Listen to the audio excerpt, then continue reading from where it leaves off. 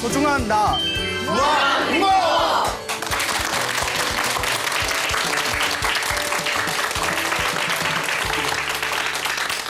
예, 만나서 반갑습니다. 예. 볼 때마다 항상 반갑죠? 예, 고맙습니다. 우리 부처님께서 몇 살에 출가했는지 혹시 아십니까? 네, 29살에 출가하셨습니다. 다 아시는데 일부러 대답 안 하신 거죠? 네, 29살에 출가를 하시고 6년 동안 수행을 하십니다. 6년 동안 수행을 하신 뒤에 이제 29살에 출가하셔서 6년 동안 수행하셨으니까 몇 살에 깨달음을 얻었을까요? 그렇죠. 이건 아시네요. 예, 다행입니다. 35살에 이제 깨달음을 얻게 되십니다. 부처님께서 이제 처음 출가를 하셨을 때, 29살에 처음 출가를 하셨을 때 이제 만나게 된 스승이 이제 알라라 깔라마를 만나게 됩니다. 예, 그 이름이 독특해요. 알라라 깔라마. 뭐 인도 사람이니까 알라라 깔라마. 예, 알라라 깔라마를 만나게 됐는데 이 알라라 깔라마가 그 당시에 아주 당대 유명한 명상 수행자였습니다. 그래서 알라라 깔라마에게 명상을 배우고 알라라 깔라마에게 굉장히 수준 깊은 아주 깊은 명상의 세계를 체험하게 됩니다. 그것을 무소유처라고 합니다. 무소유. 예, 무소유처정이라는 깊은 상태에 들어가게 됩니다. 무소유처라는 그 선정 상태를 체득한 부처님께서 알라라 깔라마에게 묻습니다. 이것보다 더 높은 경지가 있습니까? 이것보다 더 높은 경지가 나는 더 이상 발견하지 못했다. 내가 가르쳐 줄 수 있는 것은 이것뿐이다. 나는 이것을 평생 동안 닦아서 겨우 얻었다. 근데 젊은 그대는 단 며칠 만에 이것을 얻었다. 어디 가지 말고 나와 함께 우리 교단을 이끌자. 그때 부처님께서 고민에 빠집니다. 명상에 들어가 있을 때는 마음이 고요하고 편안하지만 명상에 나온 뒤에는 번뇌와 욕망이 아직 남아있음을 느낍니다. 이것으로는 진정한 진리의 세계에 도달할 수가 없다. 그거 알라라 깔라마의 곁을 떠나게 됩니다. 그 다음에 만나게 된 스승이 우타카 라마푸타라는 스승을 만나게 됩니다. 예? 웃다가 뭐 어떻게 됐나 봐요. 예? 우타카 라마푸타라는 스승을 만나게 되고 우타카 라마푸타라는 스승 밑에서 최고의 명상의 경지에 들게 됩니다. 그것을 비상비비상처라고 부릅니다. 비상비비상. 비상, 생각이 아니고 비비상, 생각이 아닌 것도 아닌 경지. 뭘까요? 모르겠죠. 예, 저도 잘 모르겠습니다. 네? 생각도 아니고 생각이 아닌 것도 아닌 인간이 도달할 수 있는 최고의 명상 세계에 들어가게 됩니다. 하지만 부처님께서는 다시 고민에 빠지게 됩니다. 비상비비상처라는 최고의 명상의 체험을 얻게 되었지만 명상 상태에 있을 때는 고요하고 편안하다. 하지만 명상에서 깨고 나서는 다시 욕망과 번뇌가 남아있음을 느낀다. 이것으로는 진정한 깨달음, 진정한 해탈의 길을 얻을 수가 없다. 그래서 우타카 라마푸타의 곁을 떠나게 됩니다. 그리고 더 이상 자신에게 새로운 경지를 열어줄 수 있는 스승을 발견을 못합니다. 이미 인간이 도달할 수 있는 최고의 명상 세계를 경험하게 된 거죠. 그 더 이상 스승을 발견하지 못하고 어느 숲에 들어가게 됩니다. 그 숲을 고행하는 사람들이 모여서 수행하는 숲이다 해서 고행림이라고 부릅니다. 고행하는 숲. 그곳에서 육체를 괴롭히는 고행 수행에 들어가게 됩니다. 왜냐하면 그 당시 인도 수행계에서 굉장히 보편적인 수행이었다고 합니다. 그러니까 그들의 이론은 다음과 같은 것입니다. 중생은 업으로 이루어져 있다. 업으로 이루어져 있다. 그건 이제 불교하고 좀 비슷하죠? 근데 그 업이 육체로 인해 결박되어져 있다. 육체로 인해 결박되어진 업에 의해서 우리 영혼이 자유를 얻지 못하는 것이다. 그래서 우리 업을 결박하고 있는 이 육체를 괴롭히고 이 육체를 내가 조복받음으로써 내 영혼을 자유롭게 만들 수 있다라는 논리에서 발견된 겁니다. 그래서 자신의 몸을 막 괴롭히는 거예요. 그래서 부처님께서도 그 방법을 처음에 따르게 됩니다. 6년 동안을 인간이 할 수 있는 최고의 극한의 고행을 하셨다고 합니다.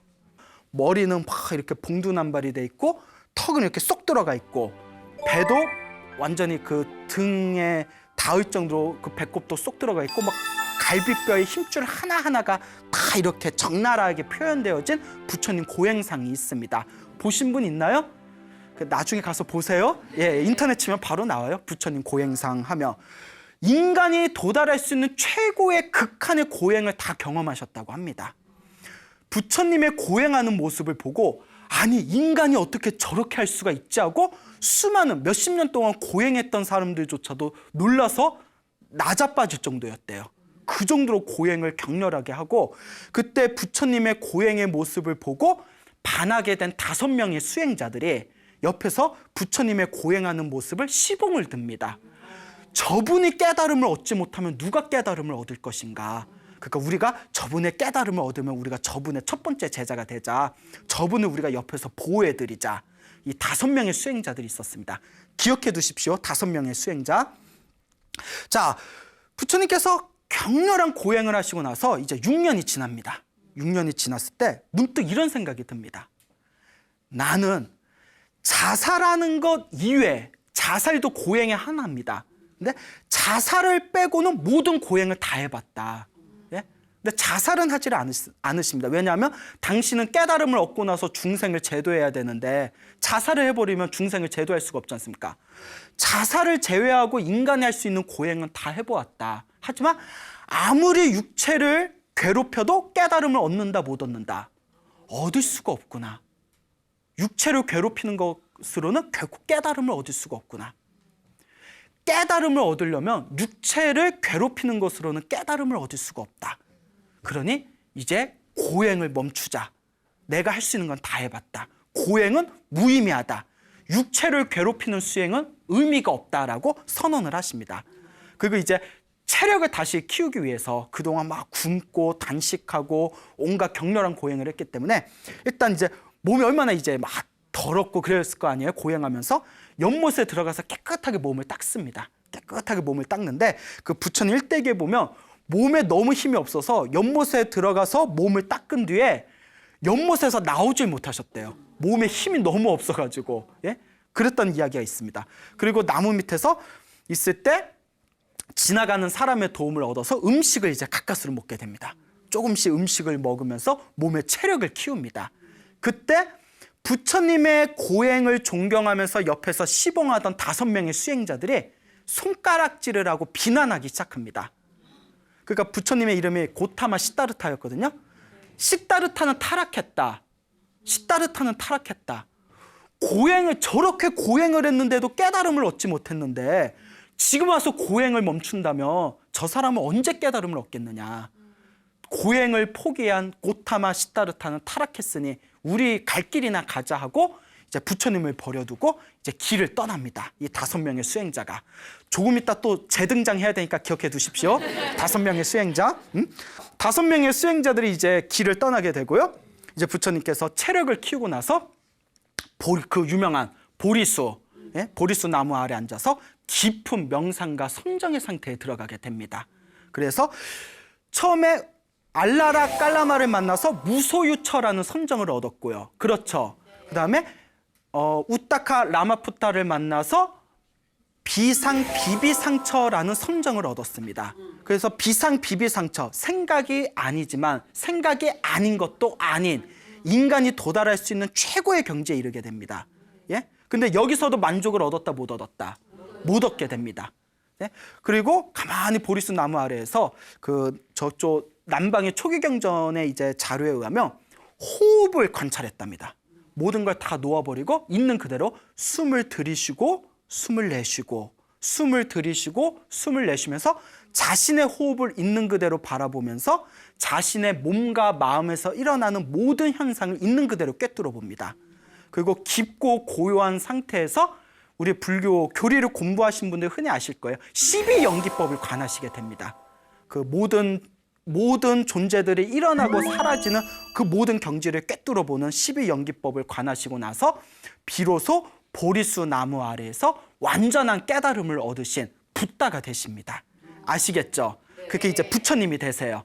자, 이제 부처님이 되시고 나서 이제 고요히 이제 당신이 어렵게 힘들게 깨달음을 얻으셨으니까 이제 당신의 7주 동안 7일, 7주 동안 그 보리수 나무 아래 근처에서 자신만의 깨달음의 경지를 이렇게 즐기십니다.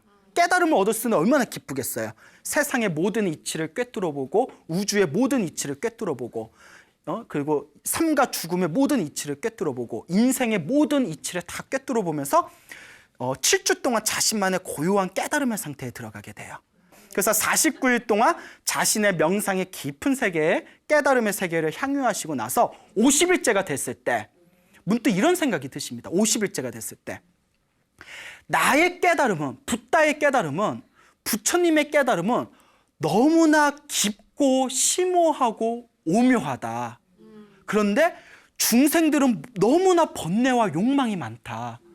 번뇌와 욕망이 많은 중생들에게 부처님의 법을 설해줘도 알아듣는다, 못 알아듣는다. 못 알아듣는다. 부처님의 법은 너무나 심오하기 때문에 저렇게 번뇌가 많은 중생들이 부처님의 법을 들어봤자 알아들을 수가 없으리라. 그럴 바에야 차라리 법을 설하지 말자라고 그런 이제 사유를 하십니다. 그때 부처님의 마음을 꿰뚫어본 하늘세계 브라만 신이, 브라만, 범천이라고 해요. 한자로는 범천 신, 브라만 신이 이제 딱 세상에 내려옵니다. 그리고 부처님께 이제 다 합장을 하고 삼배를 올린 뒤에 거룩하신 세존이시여, 하늘의 신들과 이 수많은 인간들이 부처님이 세상에 출현하기만을 기다려왔습니다. 이 세상에는 번뇌가 많은 중생도 있지만 번뇌가 적은 중생들도 분명히 있습니다. 번뇌가 적은 중생들은 붓다의 말씀을 들으면 분명히 깨달음을 얻게 될 것입니다. 근데 부처님께서 설법을 하지 않으신다면 번뇌가 적은 깨달음을 얻을 만한 그런 그릇이 될 만한 중생들조차도 깨달음을 얻지 못하게 될 것입니다. 그러니 부디 깨달음을 얻을 수 있는 번뇌가 적은 중생들을 위해서라도 법을 설해 주십시오라고 간곡하게 청을 합니다. 예, 그때 부처님께서 다음과 같이 선언하십니다. 그래, 이 세상에는 번뇌가 많은 수많은 중생들이 있지만 그 중에는 번뇌가 적은 중생들도 있다. 번뇌가 적은 중생들이 나의 설법을 들으면 반드시 깨달음을 얻을 것이고, 번뇌가 많은 중생들이 나의 설법을 들으면 깨달음은 얻지 못하더라도 깨달음을 얻을 수 있는 인연을 심을 것이다. 그러니 내가 법을 설하리라 라고 선언을 하십니다. 그 고민에 빠져요. 부처님께서 어떤 고민에 빠지냐면 누구에게 법을 설할까? 가장 처음으로 누구에게 법을 설해서 깨달음의 길을 열어줄까라고 고민에 빠집니다.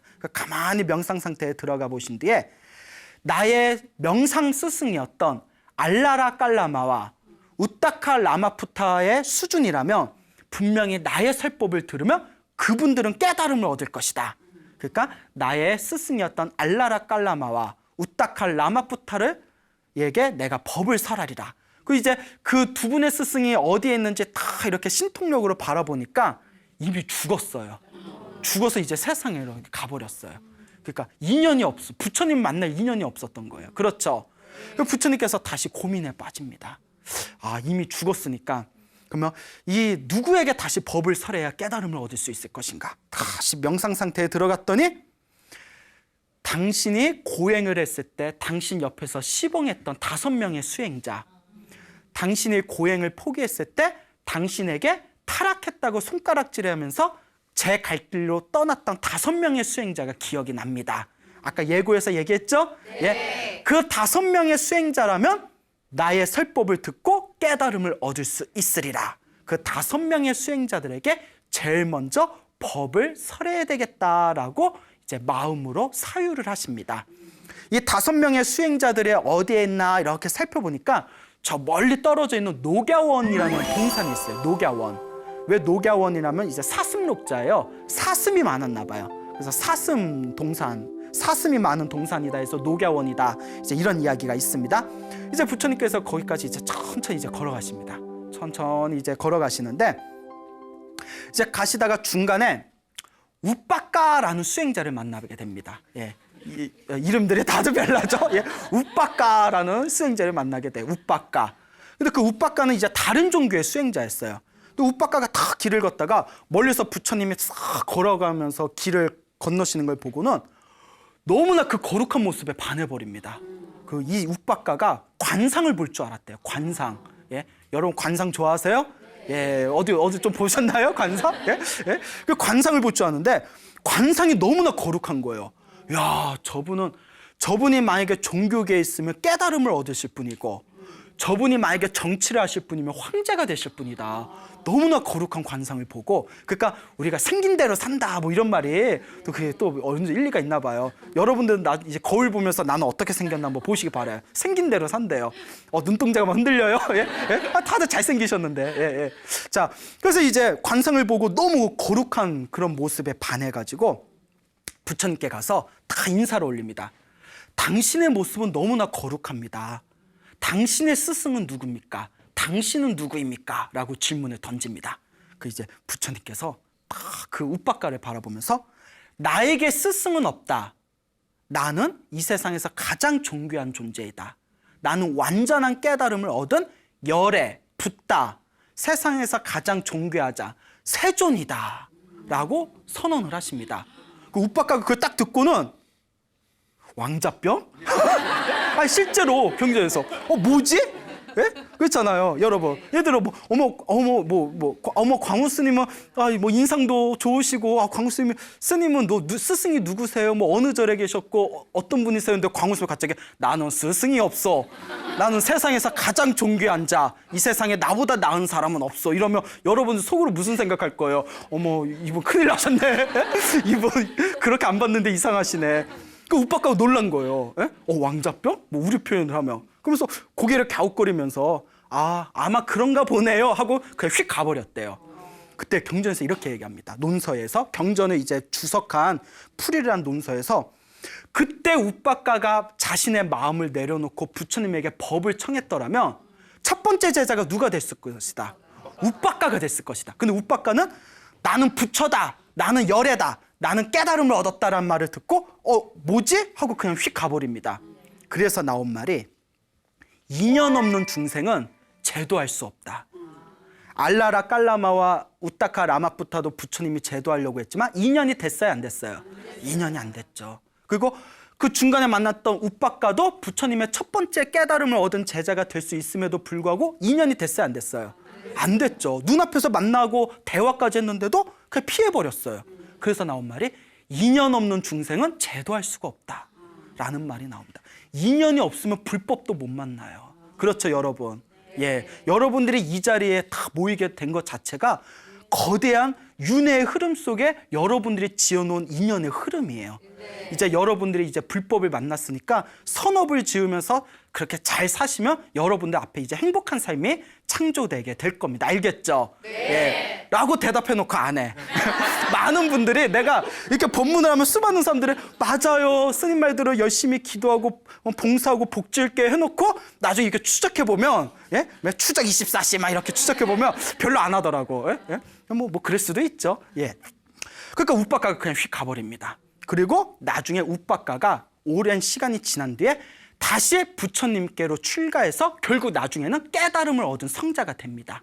결국 나중에는. 그래서 이런 얘기가 있어요. 사실 부처님은 녹야원까지 신통력으로 그냥 날아갈 수가 있었대요. 날아갈 수가 있었는데 일부러 걸어가셨대요. 그렇잖아요. 날아가는 게 편해요? 걸어가는 게 편해요?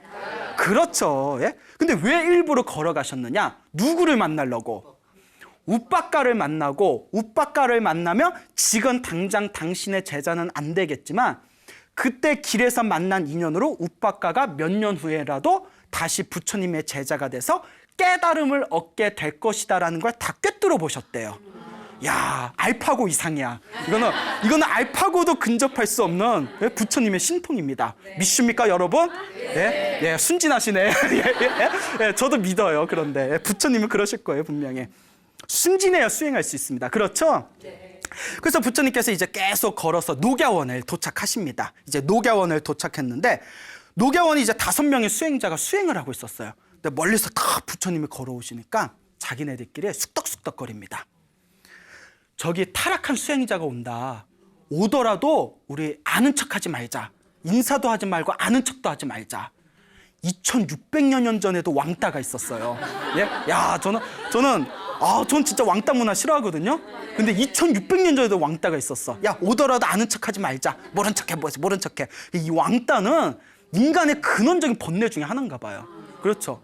근데 저희 학교 다닐 때 저희 세대 때는 솔직히 왕따가 없었어요.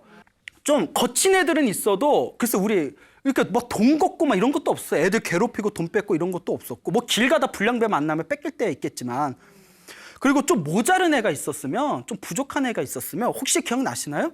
깍두기 문화가 있었어요. 기억나시죠?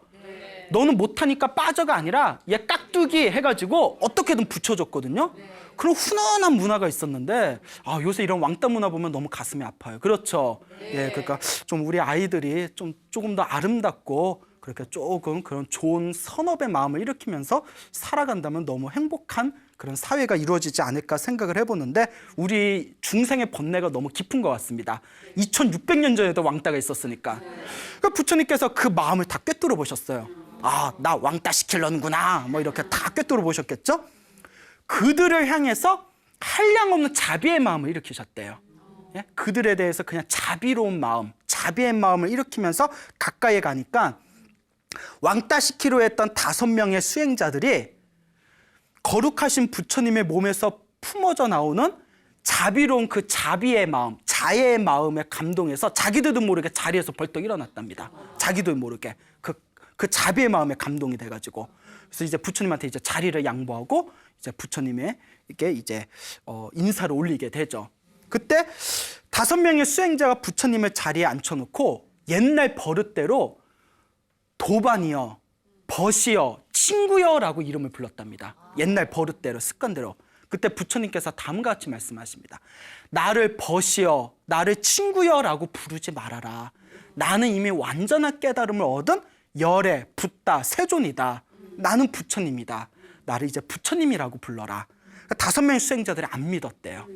고행을 하다가 중간에 포기한 사람이 무슨 깨달음을 얻었다고 믿지를 않으니까 이제 부처님이 계속 대화를 나눕니다. 부처님이 이렇게 대화를 나누면서 비로소 이제 믿음을 갖게 됐대요. 부처님이 되셨구나. 부처님이시구나. 이제 믿음을 얻게 되었을 때 부처님께서 이제 그들을 위해서 법을 설하고자 마음을 먹습니다. 그리고 그 5명의 이제 부처님이다라고 믿음을 갖게 된 5명의 수행자들을 위해서 처음으로 설법하신 그것을 초전법륜이라고 부릅니다. 처음 전, 굴릴 전, 법은 진리란 뜻이고요. 륜은 바퀴란 뜻이에요. 처음으로 진리의 바퀴를 굴리셨다. 초전법륜. 이 초전법륜을 설했을 때 그 5명의 수행자 중에 교진여라는 분이 계셨습니다. 이름이 교진여. 교진여가 그 자리에서 초전법륜을 듣고 그 자리에서 깨달음을 얻습니다. 그때 부처님께서도 감동하셨답니다. 자기가 깨달음을 얻고 나서 가장 제일 먼저 깨달음을 얻은 제자 교진여의 이름을 부르면서 교진여가 깨달았구나, 교진여가 깨달았구나 하고 당신도 너무너무 기뻐하셨다고 합니다. 그래서 5명의 수행자 중에서 교진여가 첫 번째로 깨달음을 얻고 나머지 4사람도 차례차례로 깨달음을 얻어서 이 5명의 수행자가 부처님의 제자가 돼서 첫 번째 스님들이 되십니다. 머리를 깎은 스님들이 되세요. 그대로 부처님께서 35살에 깨달음을 얻으시고 80살에 세상을 떠나실 때까지 45년 동안 수많은 중생들에게 깨달음의 법을 전하십니다. 그리고 수많은 중생들의 깨달음을 얻은 성자가 돼요. 부처님께서 이번 생에 당신이 위없는 깨달음을 얻게 되고 수많은 중생을 제도할 수 있었던 것은 이번 생에서의 결과가 아니랍니다. 이미 전생에 한량없는 시간 동안 수많은 복덕과 지혜를 닦았던 전생에서부터 지었던 수행의 결과라고 합니다. 그 부처님은 전생에서도 엄청나게 수행을 많이 하신 거예요. 부처님께서 머나먼 과거 전생에 수행을 하실 때 인욕선인이었을 때가 있었습니다. 인욕선인. 인욕이라는 것은 육바라밀 중에 하나로서 참는 것을 뜻합니다. 참음, 원망하지 않는 거, 원한을 갖지 않는 거, 참아내는 거. 그래서 이제 인욕이라고 합니다. 우리 한국 사람들은 너무 다혈질이죠. 네. 예, 좀 화를 잘 내지 않습니까? 예, 화를 잘 내는 것도 악업을 짓는 거라고 합니다. 그래서 불교에서는 화를 잘 내면 다음 생에 독사로 태어나거나 왜냐하면 항상 독을 품고 있기 때문에 사람으로 태어나도 얼굴이 못생기게 된답니다. 예, 화를 잘 내면 눈동자가 흔들리는 분들이 계세요. 이제 오늘부터 화를 내지 마세요. 알겠죠? 예, 화를 내지 마십시오. 경전에 나오는 이야기입니다. 그래요? 자, 그 인욕이라는 수행을 하셨을 때 과거 전생에 인욕선인, 인욕을 수행하는 선인, 수행자란 뜻입니다. 그때 머나먼 과거 전생에 부처님께서 인욕선인으로 살고 있을 때 그 나라에 가리라는 이름을 가진 왕이 있었습니다. 가리왕. 근데 이 가리왕이 굉장히 포악했대요. 아주 다혈질이었답니다. 하루는 이제 궁녀들을 데리고 이제 동산을 갑니다. 동산에 소풍을 갔는데 왕이 이제 궁녀들하고 뭐 띵가띵가 놀다가 피곤해서 이렇게 낮잠이 들었대요. 그 궁녀들이 이렇게 왕이 낮잠이 드니까 이제 궁녀들끼리 야, 우리 저기 가서 꽃이나 좀 꺾어오자. 우리 좀 구경 좀 더 하자 하고 이렇게 이제 숲으로 들어갔어요. 그래서 이제 막 꼭을 껐다가 저 나무 밑에 웬 사람이 앉아 있는 거예요. 그분이 이제 인욕선인, 부처님의 머나먼 전생이었던 인욕선인이 나무 밑에 앉아서 다 이렇게 수행을 하고 있더랍니다. 근데 이렇게 궁녀들이 갔는데 잘생겼어. 예, 일단 잘생겼어. 인욕, 항상 화를 안 내니까 얼굴이 잘생긴 외모를 얻었나 봐요. 잘생겼어. 예? 수행자가 거룩한 모습으로 나무 밑에서 참선을 하고 있는데 또 잘생겼잖아요. 그 궁녀들의 마음이 콩닥콩닥 뛰는 거예요. 그 궁녀들이 이제 꽃을 바치면서 인욕선인에게 스님, 저희들에게 법문을 해주십시오라고 하니까 이제 인욕선인이 다 이렇게 법문을 해줍니다. 법을 이렇게 설하고 있는데 그게 시간이 이렇게 흘러갔어요. 왕이 이제 잠에서 이렇게 깼는데 주변에 누가 있어요, 없어요? 뭐 아무도 없어요. 그 왕이 이제 야 궁녀들이 아무도 없고 병사들한테 야 궁녀들 다 어디 갔냐? 뭐 저기 산에 뭐 꽃 뜯으러 간다고 했는데 아직 오질 않습니다. 그 이제 왕이 다들 어디 갔어? 해서 이제 병사들 데리고 그 숲으로 들어갑니다. 궁녀들을 찾으러. 근데 저기 보니까 궁녀들이 나무 밑에 이렇게 앉아서 가지런히 앉아서 그 수행자 스님에게 법문을 듣고 있는 거예요. 그래서 가까이 봤는데 나무 밑에 있는 스님이 또 어떻게 생겼어? 잘생겼어. 여러분, 남자의 질투는 무섭습니다. 들어보셨죠? 그 불교 경전에 이런 말이 있어요. 여자의 흠은 경전에 나옵니다. 여자의 흠은 질투고 여자는 유독 질투의 번뇌가 강하대요. 남자의 흠은 분노다 라고 나옵니다. 남자 화 잘 내잖아요. 분노다. 가끔 여러분 남편이나 아들 보면 화 안 내도 될 것 같고 화내는 그런 모습 본 적 있지 않아요? 자주 보죠? 예. 근데 남자는 분노가 강한데 분노가 강한 남자가 질투까지 해버리면 여자보다 더 무서운 결과가 생긴답니다. 그러니까 남자의 질투가 무서워요. 그렇죠? 예. 자, 그래서 왜 웃어요? 예? 그래서 이제 딱 갔는데 잘생긴 스님 밑에서 자기가 사랑하는 궁녀들이 옹기종기 모여서 법문을 듣고 있는데 법문만 듣고 있는 게 아니라 궁녀들 눈에 뭐가 있어?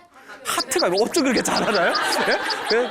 그래야 다 비슷비슷해. 사람의 번뇌가 비슷비슷해요. 분노와 질투가 와서 병사를 이끌고 저 중놈을 잡아와라. 그래서 이제 끌고 옵니다. 인욕선인을 다 가리키면서 부처님의 전생이죠. 너는 뭐 하는 사람이냐? 저는 수행자입니다. 수행? 무슨 수행을 하느냐? 인욕을 수행합니다. 네가 말한 인욕이 무엇이냐? 모든 것을 참고 견디고 다른 사람에 대해서 원망하는 마음을 가지지 않는 것입니다. 그래? 네가 정말 인욕을 하는지 내가 시험해 보겠다 하더니 사지를 묶고 팔을 잘라버려요. 경전에 나온 내용입니다. 팔을 잘라요. 원한이 나에 대해서 미워하는 마음이 생기냐 안 생기냐? 저는 인욕을 수행하고 있습니다. 저는 당신을 미워하는 마음이 없습니다. 차라리 왕한테 울며 불며 살려달라고 했으면 풀어줬을지도 몰라요. 근데 오기가 생긴 거예요. 왕도. 나머지도 다 잘라라. 사지를 다 잘랐대요. 그래도 인욕선인의 흔들림이 없으니까 나중에 너무 끔찍한가요? 경전에 이렇게 끔찍한 내용이 있다니. 예? 코와 귀까지 잘라버렸답니다. 코와 귀까지. 툭툭. 그러니까 사람이 잔인하려면 이렇게 잔인해질 수가 있어요. 그때 그 광경을 보고 있던 하늘의 신들이 분노가 일어났답니다. 하늘의 신들조차 보자 하니까 이런 얘기했습니다. 하늘의 신들은 열심히 수행하는 자들을 알게 모르게 보호해 준다고 합니다. 근데 인욕선인이 묶여서 팔다리가 잘리고 코와 귀가 잘리는 걸 보고 하늘의 뇌성병력이 내리치면서 하늘에 있는 신들이 그 가리왕을 죽이려고 합니다. 그 가리왕이 순간 막 하늘에 막 천재지변이 일어나면서 자신의 목숨에 막 위급함을 느끼게 되면서 그 자리에서 이제 고꾸라지게 됩니다. 뭐 하늘이 막 그냥 벼락이 떨어지고 땅이 막 진동을 일으키니까 그때 인욕선인이 다음과 같이 하늘을 향해서 외칩니다. 하늘의 신들이여, 나는 인욕을 수행하고 있다. 나의 인욕의 수행이 이 가리왕을 통해서 완성되었다. 나는 이 가리왕에게 고문을 당하면서 조금도 원망하는 마음이나 조금도 미워하는 마음을 일으키지 않았다. 가리왕을 통해서 나의 인욕이 완성되었다. 가리왕을 해치지 말아다오. 가리왕은 나의 스승이다 라고 외칩니다. 그리고 인욕선인이 다음과 같이 서원을 세웁니다. 저 가리왕이 나의 팔과 다리를 자르고 나의 코와 귀를 자르고 그리고 궁극적으로 가리왕을 통해서 나의 인욕이 완성된 이 공덕으로 먼 훗날 내가 완전한 깨달음을 얻게 되면 제일 먼저 누구부터 제도하리라? 저 가리왕을 제도하리라. 그 가리왕이 이 석가모니 부처님 시대 바로 누구였다? 교진여였습니다. 예, 못 맞췄으면 나 화내려고 그랬어요. 못 맞췄으면 나 오늘 방송 다 이거 엎으려고 그랬어. 교진여였습니다. 다 알고 계셨죠? 이게 바로 부처님의 자비심입니다. 예, 여러분 생각해 보세요. 내 팔다리를 자르고 내 귀와 코를 자른 사람한테 다음과 같이 원력을 세웁니다. 저 사람이 나를 괴롭힌 이 공덕으로 내가 저 사람을 제일 먼저 깨달음을 얻게 해주리라. 이게 불교예요, 여러분. 이에는 이, 눈에는 눈이 아니에요. 예? 미움을, 원한을 은혜로 갚을 수 있는 게 바로 불교입니다. 이게 바로 불교의 힘입니다. 이러니 제가 스님이 안 될 수가 있었겠습니까? 이렇게 위대한 가르침을 만났는데 세상 어느 종교를 봐도 미움과 원한을 완벽하게 은혜로 승화시키는 종교는 거의 불교밖에 없습니다. 역사를 봤을 때 수많은 전쟁이 경험된 수많은 역사가 불교가 이와 같은 자비와 지혜를 승화시키는 이 부처님의 가르침이야말로 얼마나 위대하지 않을 수 있단 말인가. 다시 한번 우리가 스스로를 한번 되돌아볼 필요가 있습니다. 이 이야기를 보는 순간 제가 전율을 느꼈어요. 세상에 이럴 수가. 그렇잖아요. 지나가다 어떤 사람이 나한테 욕을 해요. 그 화 나요, 안 나요? 나죠. 누가 지나가는데 나 쳤어요. 짜증 나요, 안 나요? 그럼 여러분은 어떻게 하시겠어요? 복수해야죠. 그렇죠? 예? 너 나한테 욕했어? 너 나 때렸어? 저 자식을 그냥, 예? 그런 생각 들어요, 안 들어요? 그렇죠. 저걸 그 밤에 몰래 끌고 가서 산에다 묻어버릴까? 막 이런 생각 들어요, 안 들어요? 들잖아요. 아니에요? 그 정도는 아니에요? 예? 예? 자, 그런데 한번 생각해 볼 필요가 있습니다. 나를 괴롭히는 저 사람을 만난 것 자체가 사실 누가 지은 업일까요? 네, 내가 지은 업이랍니다, 불교는. 이번 한 생만 보면, 여러분, 이번 생만 보면 나는 저 사람한테 잘못한 게 없는데 저 사람이 나한테 왜 그러는 걸까? 이런 생각 들 때 있어요, 없어요? 있죠. 뭐 사기를 당했거나, 예? 믿고 저기 보증을 서줬는데 날랐거나, 뭐 그렇잖아요. 뭐 약속을 했는데, 중요한 약속이었는데 그 약속을 자기들 마음대로 일방적으로 파기를 했다거나, 그럼 화가 분명히 날 겁니다.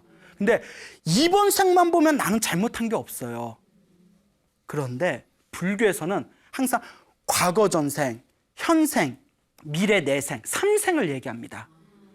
내가 이번 생에 저런 사람을 만났다는 것 자체가, 저런 사람한테 저런 어떤 피해를 입었다는 것 자체가 머나먼 과거 전생에 내가 지었던 업의 씨앗이라는 거예요. 그래서 여러분 달마대사 아시죠? 예, 여러분이 아는 달마대사, 달마도 있잖아요. 그분이 실존 인물이에요. 달마대사가 이입사행론이라는 달마대사 법문에 이런 내용이 나옵니다.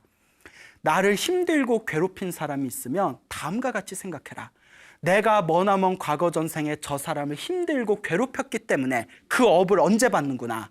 지금 내가 그 빚을 받는 것이구나. 이와 같은 마음을 일으키면 그 업과 불행이 빨리 사라지게 된답니다. 예? 이것이 바로 불교에서 말하는 강력한 윤회 속에서 펼쳐진 은혜와 원한의 관계입니다. 정말 복이 많은 사람은 사람을 만나도 복 많은 사람만 만나요. 예?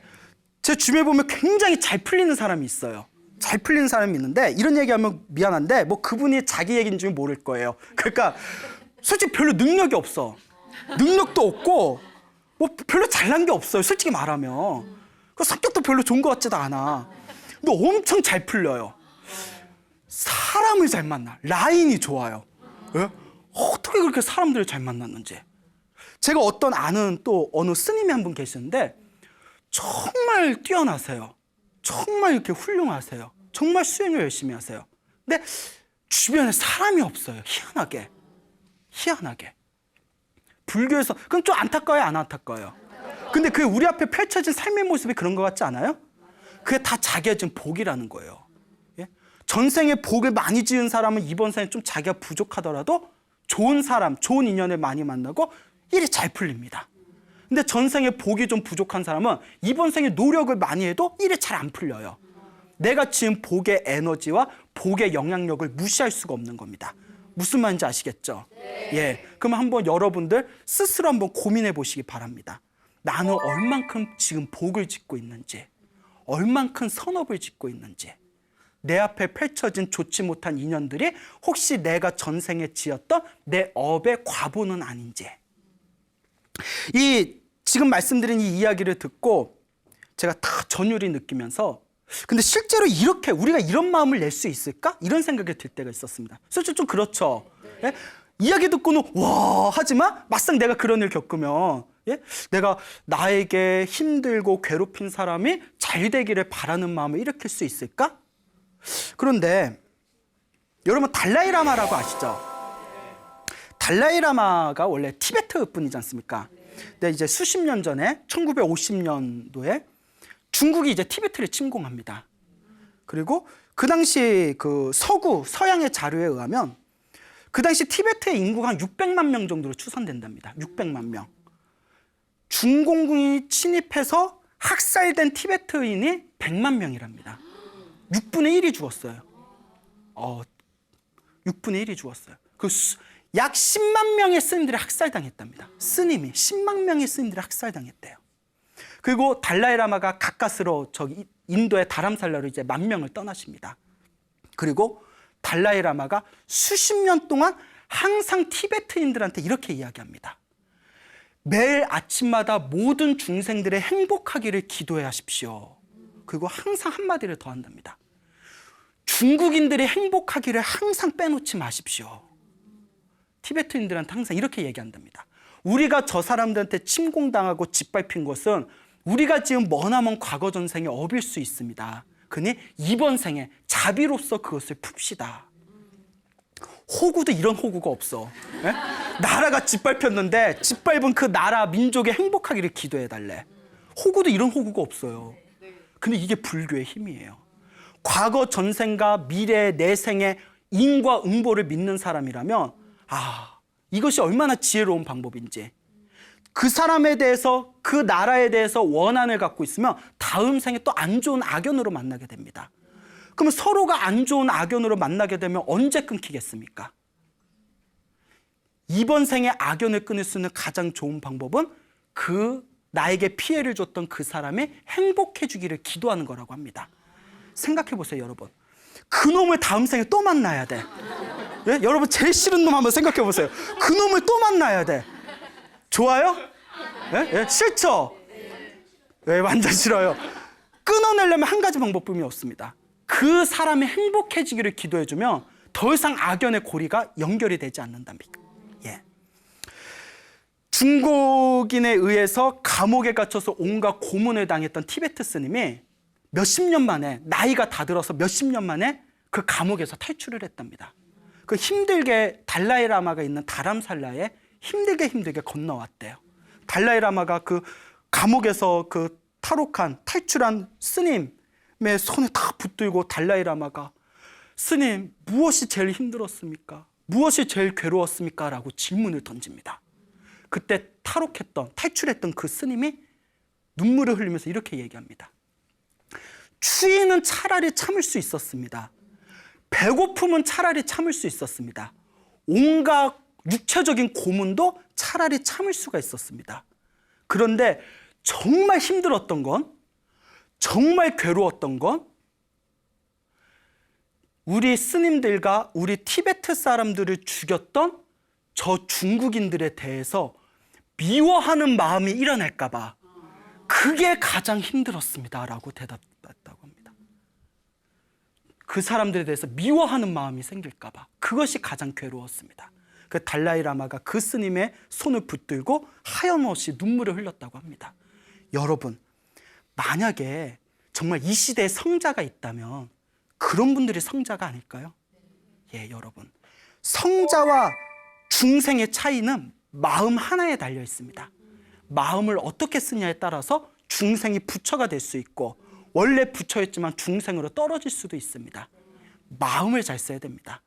여러분들 삶의 앞에서 펼쳐진 모든 좋은 인연과 안 좋은 인연들을 만나게 되었을 때 이 모든 게 내가 지은 전생의 어변이다라는 것을 항상 스스로 살펴보면서 항상 여러분들 삶에 항상 좋은 인연을 맺어 가시기를 바랍니다. 여러분, 행복해지고 싶습니까? 네. 행복한 삶을 창조하고 싶습니까? 네. 복을 지으십시오. 공덕을 지으십시오. 선업을 쌓으십시오. 복과 공덕과 선업의 힘이 여러분들을 진정한 행복의 길로 이끌어 줄 것입니다. 오늘 여기서 마치겠습니다. 소중한 나! 무한행복!